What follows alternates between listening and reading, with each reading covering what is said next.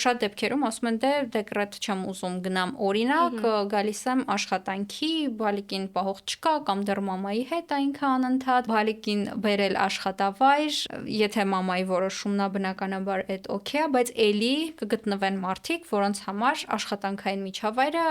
կփոխվի, հա, այսինքն ամեն սենց ուղղությունից ինչ որ մի հատ խտրականություն գալիս է, մենք ոնց փորձում ենք սենց մանևրել, չենք կարողանում, հա, չենք կարողանում սենց չաշխատել, հետ մնալ կարիերայի առումով, աշխատել, բա ոնց համատեղել, այսինքն սենց խնդիրներ ու մարտահրավերներ են, որոնց սենց մանևրելով փորձում ենք ինչ որ բաներ անելով առաջ գնալ, ինչ որ բանի հասնել ու ինչ որ բանի, ինչ որ ստատուսի հասնելուց հետո էլ արդեն մի հատ քննադատության ուրիշ կողմ է սկսվում։